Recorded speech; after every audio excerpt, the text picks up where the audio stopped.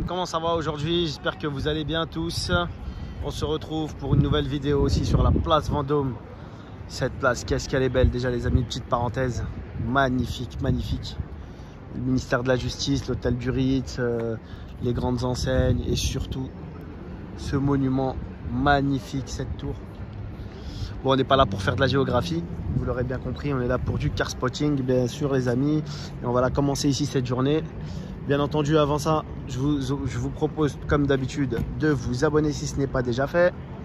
Et vous pouvez aussi activer la cloche de notification. Donc on va commencer là tout de suite devant le Ritz.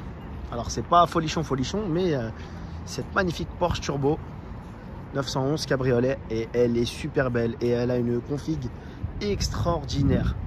Rien que la couleur de l'intérieur, juste pour ça, ça en valait la peine. Full red. Magnifique, magnifique, magnifique. Et drôle de plaque d'immatriculation. Les chiffres sont en autocollant. On peut faire mieux. Donc voilà. Regardez, un petit siège à l'arrière pour le bébé. On a beaucoup de reflets de contre-jour, donc excusez la mauvaise qualité. Turbo S, magnifique. Et pour moi, c'est la plus belle génération de Porsche 911 du moins. Là, vous en avez une nouvelle, c'est la descendante. Donc, ils l'ont juste un petit peu relooké, retouché, mais elle est beaucoup moins fluide, moi, je trouve. Et surtout, vous avez un duo 2G. Donc, on a un duo de 911 et un duo 2G. Mais ce G là, il est extraordinaire. G Brabus, on le voit de plus en plus à Paris. G Brabus cabriolet, couleur marron aubergine un peu. Je sais pas s'il y a des aubergines marron, mais ça y ressemble un peu quand même. Avec des belles jantes là, 21 pouces je crois, ou peut-être même plus. 23 pouces, ah oui, 23 pouces. Alors il n'est pas très harmonieux au niveau du gabarit, mais en tout cas, il a le mérite de faire tourner les têtes. Et pour ma part, j'aime beaucoup. J'aime beaucoup, c'est assez exotique. Beaucoup de charme. C'est vraiment sympa. Et vous avez un G classique. Assez banal. Donc après la place Vendôme, une autre place emblématique parisienne, place de la Concorde, très emblématique. On est devant le Crillon et on a deux magnifiques grosses pépites rouges. 458 et sa descendante 488 GTB. Et je vais pas vous demander laquelle vous préférez, hein. Moi j'aime les deux persos, mais bon, la 488 j'ai un petit penchant. C'est une Spider en plus. Et ce sont des habitués du coin. Du moins pour la 488, c'est pas la première fois que je la vois ici. Et les changements sont très subtils. On pourrait penser à un restylage, mais c'est bien deux modèles différents. Alors c'est la même base, avec le même V8 qui a évolué, mais c'est bien deux modèles différents. Oh là là, franchement, la 488, elle est venue apporter la petite touche de peps qui manquait à la 458, mais les deux sont extraordinaires. Et on continue, on filme toujours. On a ici une DB11 coupé full black.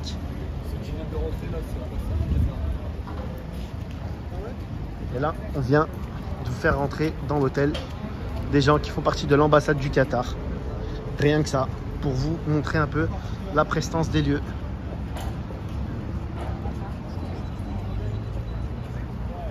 Qu'est-ce que vous pensez de cette DBS?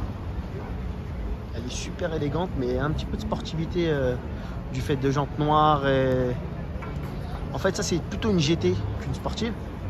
Ils ont laissé le rôle de la sportive à la Vantage et quelque peu à la DBS. La DB11 c'est plus une grosse GT, mais qui a un caractère sportif bien caché sous ce long capot. Extraordinaire. Je prends quand même les deux petites pépites rouges. Rien que ça attire les touristes, hein. Regardez le petit couple là. Très content de prendre une photo.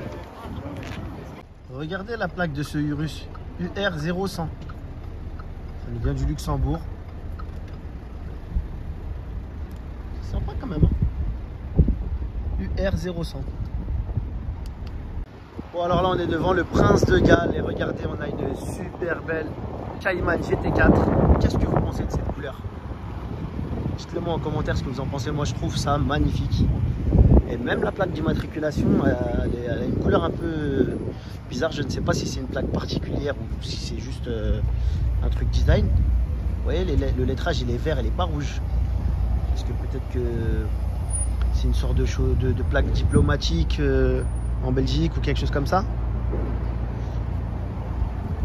À l'intérieur, les baquets, harnais.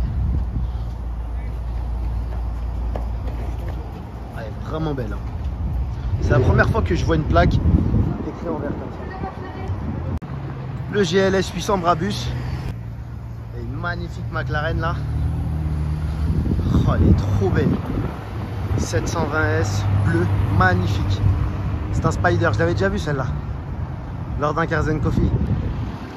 Après le Cayman GT4 bleu là qu'on a vu devant le Prince de Galles, on est descendu un peu plus bas et on a un Taycan Turismo. Un peu jolie la couleur, je trouve, moi, beige, un peu sable. Et regardez les jantes. J'ai jamais vraiment été fan de jantes pleines. La DBO Supra. Ça a l'air bien, ça, regardez.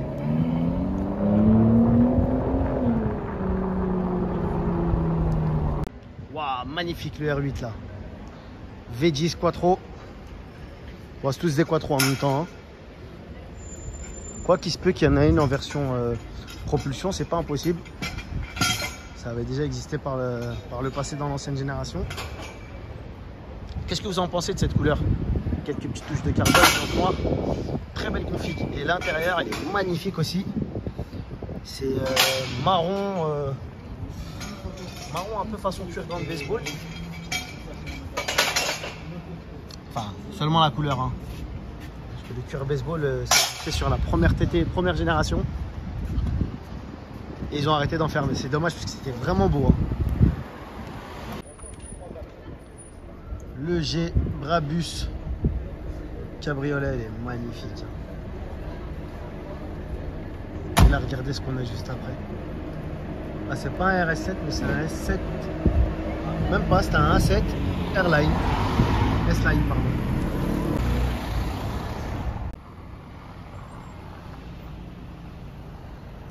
RS4 blanc, il est magnifique celui-là. Oh, on roule derrière une belle SL Pagode.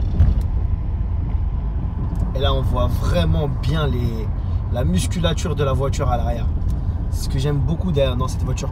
Parce qu'elle paraît très classe comme ça, mais elle a une prestance avec des petits faux airs sportifs qui lui vont vraiment bien. Ah, c'est beau, c'est la classe. Hein. Ah, elle est très très belle. SL Pagode. Alors là les amis, je suis tombé sur une pépite. Magnifique Honda CBR RR Fireblade. Elle est super belle. Regardez-moi ça. C'est une moto de malade mental. Oh là là, elle est magnifique. Et juste derrière, on a une grosse pépite aussi. Hop là. On change de registre. GT3 Touring. Pure automobile d'homme distingué. Parce que j'allais dire de puriste, mais les puristes ils auraient opté pour une GT3 classique, je pense, ou une RS. Là il y a un brin, un soupçon de raffinement, mais démoniaque. Hein. On continue notre petit périple en passant par Montaigne avant de remonter sur les Georges V et compagnie. On a une petite 911 GTS cabriolet. Et là on a 2-3 petits trucs. Je vous le disais, 2-3 petits trucs. Là on est devant chez Dior, toujours sur l'avenue de Montaigne avec une DB11. Deuxième de la journée. Beaucoup plus sobre que celle de tout à l'heure, mais très très élégante. Vous voyez ce que je vous disais là, le côté GT de la voiture. Là c'est ça en fait.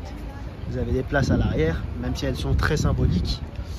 Vous avez une configuration plutôt luxueuse, beaucoup moins sportive que sur une V8 Vantage. Et vous avez cette prestance, cette carrure.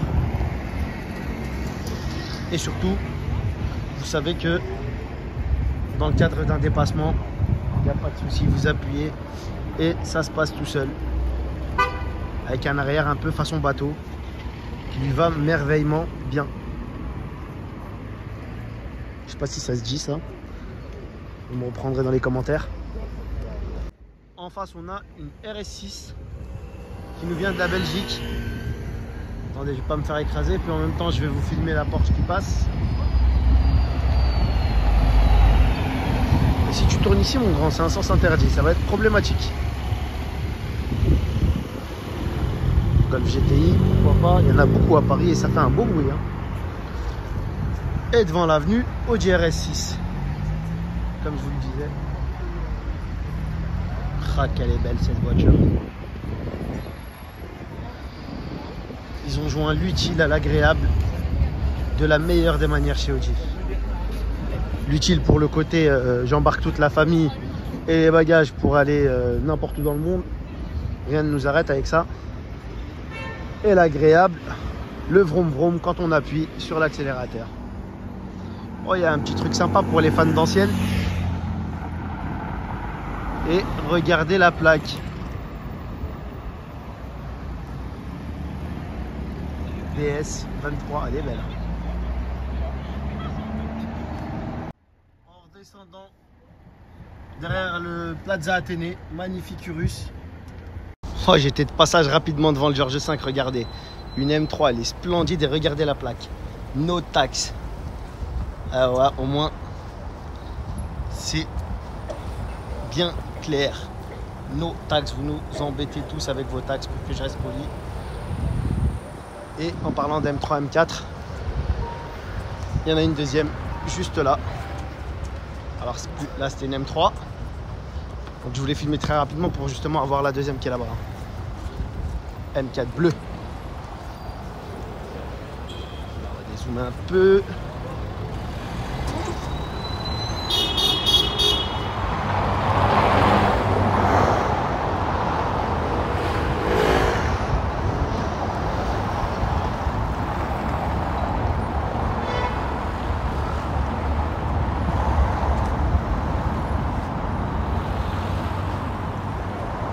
Ah, c'est beau. Hein.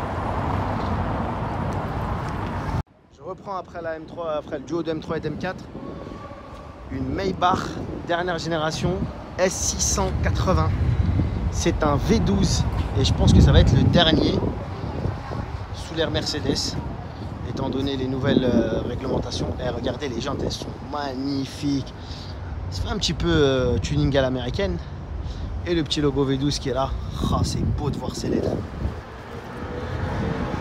Elle est magnifique, bien sûr, bah ouais, Monaco, bien évidemment, S680, regardez la calandre, ah, elle est incroyable celle-là, incroyable. Petit tour au Bulgari Hotel et vous avez cette Rolls-Royce Down Mansouri, je l'avais déjà filmé cet été, elle est magnifique quand je la vois, je suis époustouflé par le kit, avec bien sûr carbone forgé, détail Mansouri. La double ligne rouge là qui court le long de la caisse, elle a vraiment une config parfaite pour une auto qui l'est tout autant. Oh là là là là là là. Après, il faut oser faire une config comme ça sur une voiture de ce genre. Parce qu'en général, c'est très classique. Et pour le coup là, on peut pas dire que c'est un loupé, hein. Bien au contraire, hein. C'est une vraie réussite. Une Gallardo phase 1, ça faisait très longtemps. Quelle auto ça. Ah, quand c'est sorti, je me souviens comment je fantasmais dessus. Après, il y a un petit truc que j'ai jamais vraiment adhéré sur cette voiture. C'est la partie centrale du phare. Elle est teintée rose et j'aurais préféré noir ou tout rouge. Hop, la McLaren là-bas va pas m'échapper comme ça. Pas si facilement. Donc pour en revenir à notre petit bijou là, orange, c'est une voiture que j'appréciais beaucoup à l'époque et on en voit de moins en moins malheureusement. C'est vrai qu'on a vu une blanche là, près de George V, une phase 2 50e anniversary, limitée à 50 exemplaires. Bon, celle-là c'est une version classique, mais c'est c'était quand même quelque chose de vraiment pas mal. Par contre, il va être embêté avec son pare-brise fissuré, le mec. C'est pas cool ça.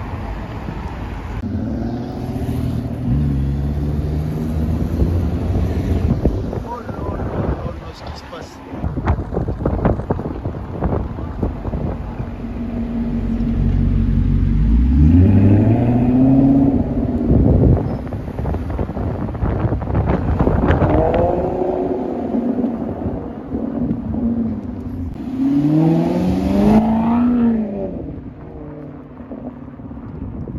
Les amis, on va achever la vidéo ici au Peninsula avec cette magnifique RS6 Apt.